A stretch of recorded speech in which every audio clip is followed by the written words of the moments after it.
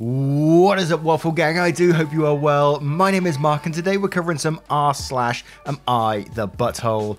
Don't skip the initial waffle today. We've got a Christmas competition coming up, and I want you guys involved. This is an art-based competition that's Christmas themed around waffles, and that is all I'm going to say. I want it to be as festive as possible. Think waffle-based, think waffle elves, something like that. Just as festive as possible. We need to get those festive feels on the go. And this is going to run up until Christmas Eve, and there will be 3 prizes involved for first, second and third. Full rules are on our Discord and in the competition section, so go over there, get involved. It will be great to see you. And yesterday over on YouTube we had 2 new members. We had Irene Torkel and M Schaefer. Thank you so much for your support. The constant support from you guys just lately has been absolutely amazing. Thank you, it means the world to me. And without me waffling on too much, let's crack on with today's stories. Much love, guys. Now, our first story comes from a throwaway account. Am I the arsehole for telling a tattoo artist he was making me uncomfortable and leaving a bad review? Yesterday for my sister-in-law's birthday, my husband, her and I all got matching tattoos. It was pretty spontaneous, so unfortunately I wasn't dressed super appropriately to get a tattoo where I did. I was wearing a bodysuit and a long skirt. Nothing revealing, but still, not the best to get a tattoo on my thigh. I go last, and after learning where I wanted my tattoo, the artist immediately calls my husband into the room, yelling loudly for him to come in because he's about to have his wife half naked. I wasn't. My skirt on the side I was getting my tattoo on was tucked into my bodysuit. It definitely wasn't nothing inappropriate, or nothing was showing. He kept making jokes about how he didn't trust himself and was just being all around a little misogynistic. My husband didn't stop him because he knew I could handle it, and honestly I like defending myself, especially when a man is being misogynistic. I told him to stop making jokes because he was making me uncomfortable. He apologised and started making comments to my husband about how much of a hard ass I was, and I'm sure I kept him on his toes and made a pretty creepy joke about our sex life. I once again told him that was really inappropriate and made me super uncomfortable, and he told me to lighten up and take a joke, then made a comment about how since I had a tattoo on my arse, which was partially visible due to the position he was tattooing me in, he was surprised of how much a prude I was being. At this point I decided to write a negative review about the artist himself, because I thought it was really rude that he was making comments after I told him I was uncomfortable. Well, he found my Instagram because I follow the tattoo shop. I love the shop in general, and told me it was really shitty of me to write a negative review when he was just making jokes, and that the review will negatively reflect the shop. I told him not to do actions where people will feel the need to call him out on their shop's Google reviews. When I asked my friends their opinions, they told me I was harsh and leaving a review on the Google page was a little much, when I should have talked to the shop manager. Am I the arsehole / did I overreact? Absolutely not the arsehole in my opinion.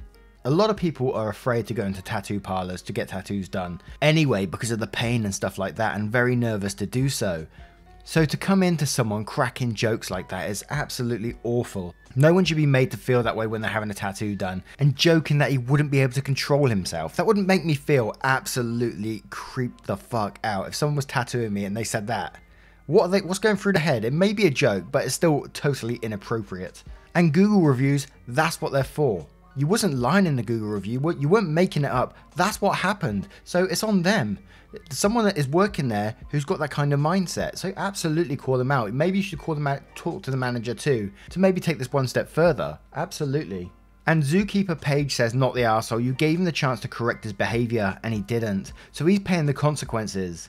As a woman, I'd be glad for a review like that so I know to avoid him if I would go into the shop. Moir says, absolutely not the arsehole. As a woman, I want to know if an artist I was considering to do work on me was going to be a misogynistic arse the entire time, so I could take my money elsewhere. You are definitely not the first client he has treated this way. Leaving a Google review was the right thing to do, so other customers know the experience you had, and hopefully the public shaming will make him change his behaviour. Talking to the manager likely wouldn't stop him from behaving like that anyway. And oh yeah, when I was in the tattoo shop as well, getting like the sleeve done, and I had a different tattoo underneath it which I had covered up, and part of my tattoo is like on the underside of my wrist where you can see the big veins going through, and when he was tattooing that particular part he was looking at me and he was saying, is that not hurting, that not hurting? It was very sharp at the time, but I wouldn't say it hurt as much.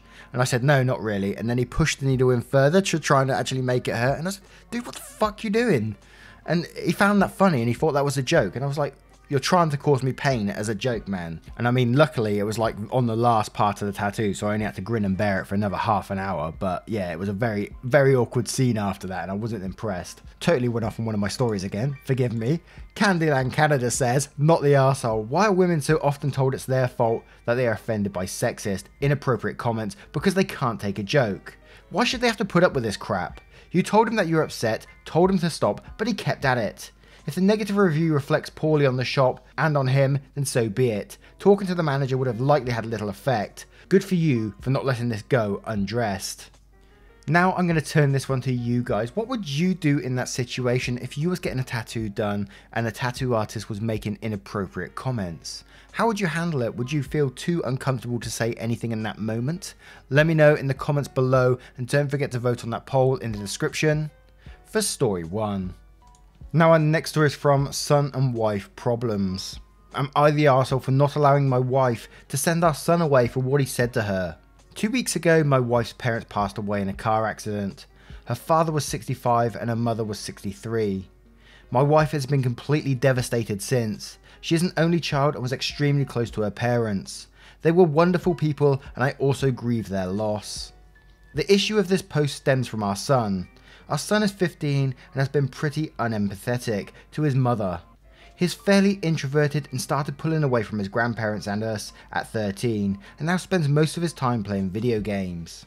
He didn't react that much to the news of their death. I've tried talking to him about it a few times, but he has told me that he didn't feel that close to them. I still have to go into work while my wife is on bereavement leave. Our son is doing 100% online learning and is home all day. Since the accident, my wife and son have had several bad interactions. Example, my wife was crying in the bedroom and my son barges in and asks when dinner is. Wife asks him to make himself something. He rolls his eyes and walks away. Wife set up online Zoom funeral with her aunt and cousins, her only remaining family, and son asked to attend. He gets on the call from his room but was on his phone the entire time and didn't wear a shirt. Wife asks if son would like anything from his grandparents' house as a memory. He loudly replies, nope, and walks away. The big incident came 2 days ago. I was at work when my wife called me sobbing. What happened is that she was in the living room playing some old videos with her parents when son comes in.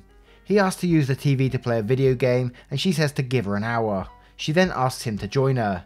His reply was, Mum, honestly I don't give a shit. They were old and gonna die anyways. Can you just get over it already? She sent him to his room and called me. I talked to him about it when I got home and made him apologise, but it clearly wasn't sincere. It upset my wife even more and she asked to speak with me that night. She told me that she is having a hard time grieving with them constantly sharing the same space and him being rude and dismissive of her. She proposed that he spend 2 weeks with my sister since they have a similarly aged son he is good friends with. She wants the 2 weeks to go through everything from their house, deal with the legal stuff and really process her grief. I do understand where she is coming from, but I shut her down. I told her that it is unfair to send him away and that if she needs some time apart from him, she needs to be the one who goes. She argued that she needed my support through this and if she goes, she had no one. I told her I loved her, but our son comes first. She slept in the guest bedroom that night and hasn't spoken to me since. I feel horrible and I'm second guessing my decision. Was I the arsehole here?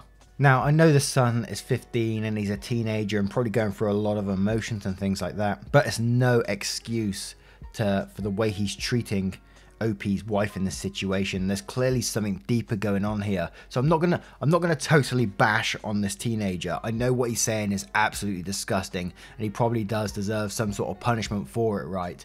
But there's got to be something deeper. I can't just take that someone's being that unempathetic as just normal. I mean, OP says he started pulling away from like the parents and grandparents at age 13.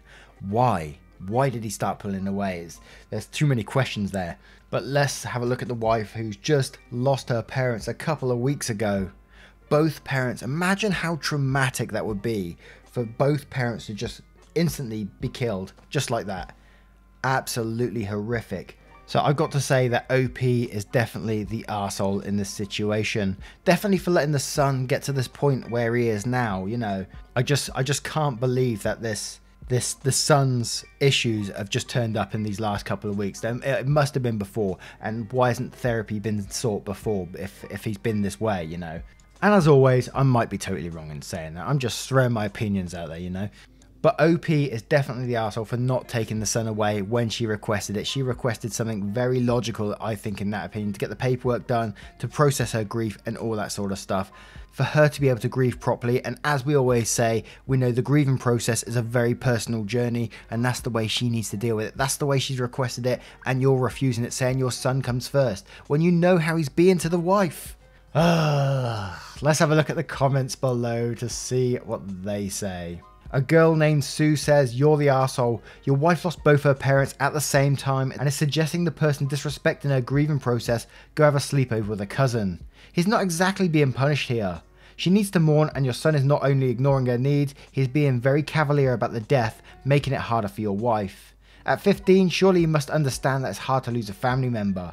What has happened in his upbringing that this part didn't go through?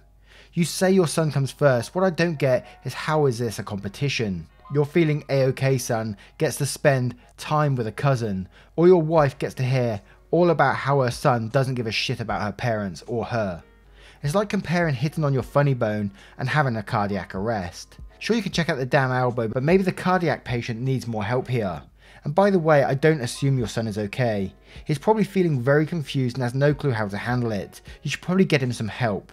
But from your title, I assume your wife was insulted by his attitude and wanted him out permanently. This is nothing. Let the woman grieve." False Or says, "You're the arsehole. Your son is being intentionally hurtful and disrespectful. This means your wife is not the problem. On top of that, she is the one experiencing the grief. Did her parents reject your son in any way? He isn't being just disrespectful, but obviously hostile." Shante420 says, "You're the arsehole. First of all, your wife needs space from the kid. Second of all, why the hell is that kid not already in intensive therapy? He told his mum to get over their death because they were already old, and you see no major issue with that. Your son needs medication and therapy immediately." Anything But Olive says, "You're the arsehole. 2 weeks ago, your wife's parents died, and you're choosing your antisocial, non-sympathizing, attitude-giving arsehole of a son over your mourning wife. Seriously. Your son sounds like a horrible human. He has no empathy. He can watch her mother sobbing and he rolls his eyes. Have you taken him to therapy? Has he been diagnosed with something? This sounds so wrong. There's something seriously wrong with him and with you. How dare you treat your wife this way? Seriously." I can already feel like negative comments coming my way for like just not bashing the son completely, but I can't believe that there's not something there that he needs help with, like with therapy and things like that. And I just can't bash it. Maybe that's a fault of my own, but I can't bash that when, you know, I put this down that the parents haven't addressed the issues with him. So I don't know, maybe I am wrong, but I turn it to you guys. What do you guys think of this situation? How would you deal with it? Let me know in the comments below, and don't forget to vote on that poll in the description for story 2. And our next story is from a throwaway account. "Am I the arsehole for leaving when my brother-in-law told my husband to get a DNA test right after my pregnancy announcement? Situation is terrible. My joy is officially ruined by what happened. Me, female 29, and my husband, male 34, had been wanting kids for over 3 years. We had issues we needed to deal with, and it was really difficult having to live with the frustration over and over again. I'm currently pregnant with our first child. I'm suffering from anemia, so it's high-risk pregnancy, and I'm aware of it. But my husband and I have never been this happy and excited. We waited a bit more before telling the entire family. We planned on doing it during family dinner at my in-laws' house, but plans changed. My brother-in-law was there with my sister and 2 kids at my parents'. He's younger than my husband and got married to my sister a bit young. He's always been negative and bitter towards us, always making hurtful comments about my failed pregnancy, and constantly threw the fact that he and his wife have kids in my face. Last night we were gathered at the table, and right after we finished dinner I announced my pregnancy to the whole family, and they all seemed happy and excited for us and started congratulating us. I noticed my brother-in-law was the only one who didn't get up from his seat and was just staring like he received some bad news. God forbid. My brother-in-law suddenly started asking inappropriate questions. When, how, and whether this was a real pregnancy, not some symptom of an untreated condition. He thinks I'm sick, judging by my look. He then proceeded to tell my husband to make sure to get a DNA test, just in case. The whole room went quiet. My husband just stared at him awkwardly. We both did. Brother-in-law laughed it off, saying it was no big deal and wondered why everyone was confused. He said he did it with his kids, so no problem. I was absolutely livid. I felt humiliated. My joy got robbed and the announcement was ruined. My sister started apologising, saying he's just being a jerk and didn't mean it. But I immediately left with my husband after being publicly humiliated and questioned. My mum called me later and said this is how he is and that I shouldn't have left like that, but I felt offended at my own parents' house by my brother-in-law. She told me I shouldn't have ignored my sister's attempts to apologise and wanted me to meet with them to discuss the issue, and both parties apologised, but I wasn't willing to feel more stress than he already caused. Can you imagine waiting for years for this happy moment, then to hear this type of comment by my brother-in-law? It's awful. He said it like it's the most casual thing in the world and probably is making conditions to apologise for what he said. Both my husband and I are equally shocked and hurt by his comment. I find it strange, like the bit in there where he says, I got my kids checked out, so should you, because he's so insecure. God, how's he still married that he got a DNA test? That's amazing. And for them to use an excuse for him, that's just how he is. Bullshit, that's how you are too, so you don't have to put up with his shit either. I'd be absolutely livid if someone done that too. And I'm kinda disappointed he wasn't kicked out of your house. It clearly made everyone feel very awkward in the situation because everyone went silent. And then he laughed it off and then went, oh, I got one. That makes it even worse. I just wouldn't have nothing to do with that brother-in-law anymore because he sounds like a right piece of work, to be quite honest. But congratulations to you on your pregnancy. If you ever do hear this, well done to you. Well done, actually, that sounds wrong. And Miss Mac Attack says, Jesus, not the arsehole at all. Your brother-in-law sounds horrendous, and your poor sister if he's insisted on a DNA test in their kids too. Do not apologise for this. He was exceptionally rude and cruel, and you were more than polite than I'd have been. Subspace Throwaway says, not the arsehole, and quotes, my mum called me later and said this is how he is, and that I shouldn't have left like that.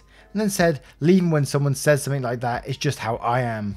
And if she tries to say something contrary to that, talk over her, just how I am, each time. And quotes again saying, wanted me to meet with them to discuss the issue. And then say, I'm not the person who needs to have an issue sorted out. I'm having nothing to do with him until I have a reason to believe his issues have been addressed and fixed. If you have a problem with us having no relationship, take it up with him. I'm no longer speaking about this topic. And Stephanie says, not the arsehole, and quotes, my sister started apologising, saying he's just being a jerk and didn't mean it. And then saying what? Didn't mean what? To say you're unfaithful. And quotes again saying, my mum called me later and said this is how he is and that I shouldn't have left like that. Then says, just because that's how he is doesn't actually mean you have to put up with it, and it infuriates me whenever someone uses that excuse. He's like that because people just tolerate his bullshit. You don't have to, especially when he just accused you of cheating on your husband in front of your entire family.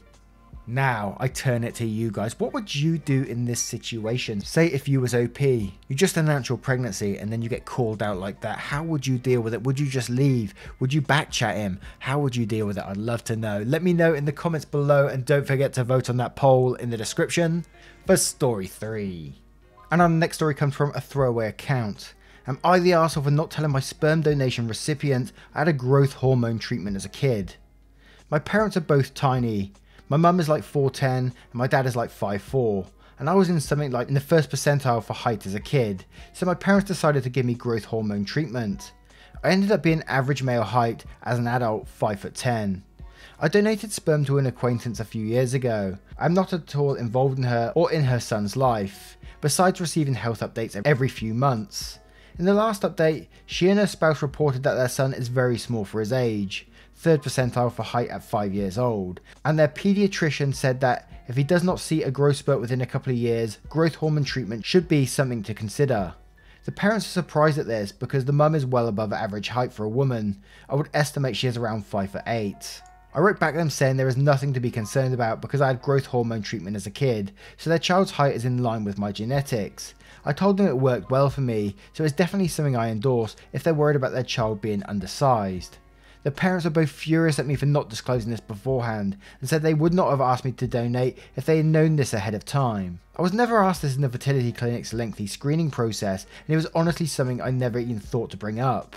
The parents are insistent I pay for the rather expensive hormone treatment if they decide to go that route. I will refuse if they ask. Am I the arsehole for not disclosing? And would I be the arsehole for refusing to pay? Now, I'm no expert in any of this sort of stuff, but surely if they're asking about your medical history, this sort of thing in one of these clinics would be one of the first things they ask, because it would have an effect on children. Surely that would be one of the first things they ask in a medical history document. Surely.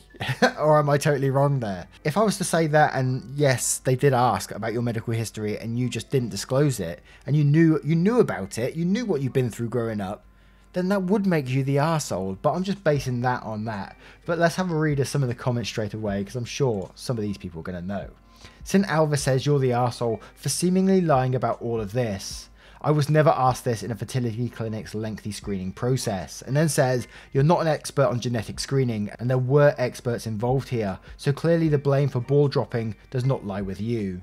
Carp says, you're the arsehole. Full medical disclosure should be automatic, even if it wasn't asked in a case like this.